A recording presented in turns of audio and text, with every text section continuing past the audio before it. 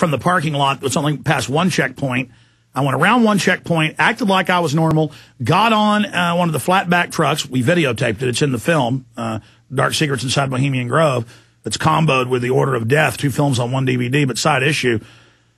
I got in, drove through the other checkpoints. They looked at us. I smiled at them, was calm with Mike Hansen, who was also calm, did a great job.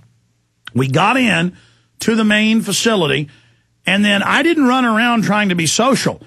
These reporters, the last one for Vanity Fair that got arrested, he got arrested. His article's out. He admits they were homosexual activity. You know, it was a bunch of, I mean, that's what goes on there. He admits that they're doing that. But the point is, he tried to go in and be social with these people. They walk up and say, who are you with? What are you doing?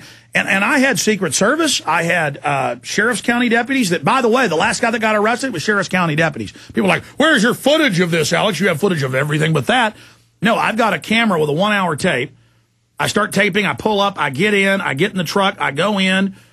I've got a little button, because this is 2000. Stuff wasn't hidden, very good hidden camera. I got a little button I hit that supposedly starts the hidden camera. But, I've got a bag here with the hidden pager on the front of it, and I'm squeezing the button, and it didn't tape. I mean, that's why the ritual's off at an angle. Like, people are like, why isn't it high fidelity? With, first they denied it was even real for years, but then now they admit it's real. And so I go through that as well. So just to say Abraham Sabruder faked it is unfair, because I don't believe in charging people with things with no evidence just because it could be a possibility and then it becomes a reality. Regardless, let's just, for the sake of argument, say I faked the Bohemian Grove. That is, they let me in, I shot the video. Now, that's not true, but for mental illness' sake, let's just say it is. Now, can we address world leaders having homosexual orgies and worshiping owl gods and running around in the woods naked, admitting they do? I mean, can we address that instead of Alex Jones, the one guy able to get in and get out with the goods? And, I give all the glory to God on that. People just can't believe, that Charlie Sheen calls me up and comes on.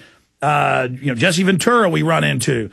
Willie Nelson calls up and comes on. That I'm in a movie with Keanu Reeves, Winona Ryder, and all these other, and Woody Harrelson and all these other people. And I mean, people can't believe that.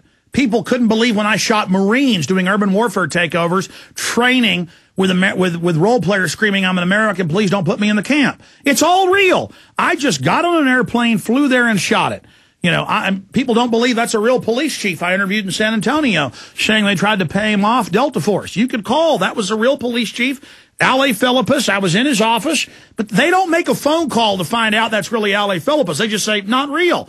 Now, I'm not saying you're doing that. You just got me off on a rant there. This is mental illness. And what it is an excuse for the Patriot movement to not become leaders. Instead of them going out and fighting the Patriot Act and the New World Order and open borders and the globalists and the bankers, or going to Bilderberg or starting a blog or a radio show, they sit back and talk crap about everybody else. That's been going on lately. They sit back doing that, and they sit back nitpicking and critiquing everyone who's in the arena. I need people to get in the arena. Okay? And a lot of people are too far gone to ever get in the arena. They want success so bad, but they can't get in the arena to get the success. And then watch what you ask for, folks. Now, all of this is going on, and I've already digressed. Well, what is the point of the phone call, sir? Let's just say Abraham Zapruder is absolutely evil. Let's just say it. But the point is, why did the military-industrial complex kill Kennedy is the question. Go ahead. Okay, well, all I wanted to share with you was a detail. They made us watch a documentary in 12th grade. This was about 4 years ago. And even my teacher at the time was questioning why they made us watch it, because it was graphic, it was digitally enhanced, it was Kennedy's, it was his assassination, And there was a photo of Zapruder in that film, and it was interesting because, I believed in 9/11. That's glaring. It's like, how can you not deny that? But, how could you deny it when it's so obvious? But, anyway, he was wearing, actually, in this picture, a Masonic lapel. It had the G, it had the compass, and the 90-degree ruler. And I thought that was really interesting. It actually really made my head pop. And the thing is, I searched for it on the Internet, and I'd only found a couple references to that. And I just wanted to know if you'd ever heard about such a thing. No, I hadn't. I can't remember the stuff where I've heard from credible people, but they're not sure. From Jim Mars and others about questions about Zapruder. Yeah, I just. But that's basic. But I mean, it's questions. I appreciate your call. Let's go ahead and talk. I'm sorry I went off on that tirade, folks. That's what happens when I'm at information overload point. Sean in Minnesota. Sean, you're on the air. Hey, Alex. Thanks for taking my call. First-time caller. Thanks for calling. Yep. Well, I'm here in Indianapolis, Indiana. I woke up this morning about 8:30, 9 o'clock. I walk outside and look to the sky, and what do I see? A nice little spider web to brighten my day. And people always denied that there's chemtrail spraying starting in the mid-'90s, but then now the government says, why do they do that? Now now, just like they denied Bilderberg and they denied CFR existed and they denied New World Order, they denied the European Union even existed for decades before they openly set it up and announced it, because it's a military tactic. Instead of ever debating should they be terraforming and altering the atmosphere, they just say nothing's going on, nothing. And now though they're going, yeah, we've been doing tests to spray these particulates and give you a sunscreen to stop the dangerous sun rays from hurting you and the earth. And they give excuses in textbooks of, oh, we're spraying you to stop, the ozone layer got holes in it, and all of this happened, and so we've got to do this, and we've got to cool the earth because of greenhouse gases, and the White House says we may have to start doing this, and then it's exactly what they announce is exactly what they've already been doing. So, it's a huge subject. It is a huge subject. I've been following it now for the last couple of weeks because of you, and you go on the web, you go on YouTube, and you find video after related video after related video. And I woke up, looked outside because of the awareness now. I'm aware of it, and I look outside. I run right into my house here, grab my little palm quarter, start shooting it, and then about a half hour later, the wind had kicked up a little bit, and I kid you not, there was an odor through the air that I have never smelled before in my life. And that right now, as I talk to you, I'm live on the air, I have a headache. And it's unbelievable. I mean, what do we do? I mean, how do we get more people aware, and why are they really doing this? I mean, well, don't they need sir, our tax money? What we know, and I appreciate your call. If you see my film Endgame Blueprint for Global Enslavement, it basically covers everything. It's kind of an encyclopedia. And in there we show, I think it's 20 different mainstream news articles, London Guardian, BBC, Associated Press, where they said, yeah, we took 4,300 U.S. foster children and radiated them to death. And yeah, we took 110,000 Jewish kids and radiated most of them to death. Others we just cooked.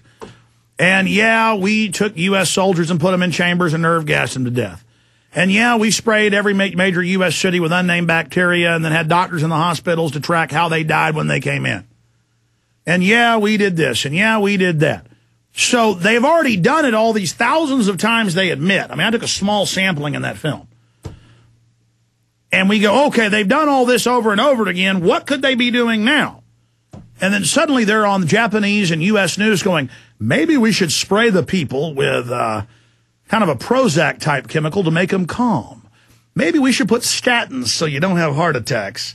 Statin drugs, anti-cholesterol drugs in the water for children. Perhaps we should put lithium in all the water supply. So that, this was in the news last week, so that everybody will be happy.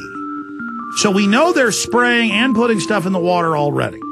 We know there's high-altitude atmosphere manipulation going on. We know there's low-level spraying going on.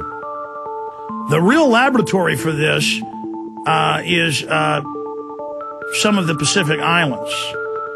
But, look, they're playing God, folks. We'll be right back.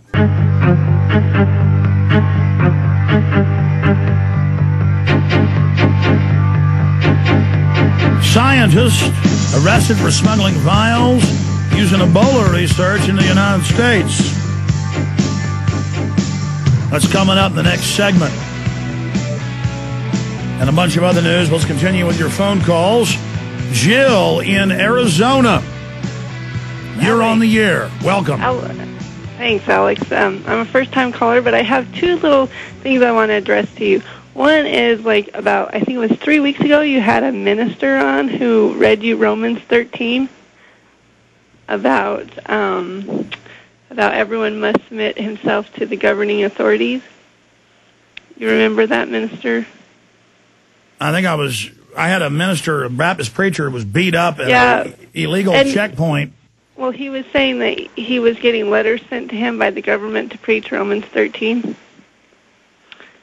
Well, anyways, on that note, if you read that one, that's from the New International Version of the Bible, but if you read the King James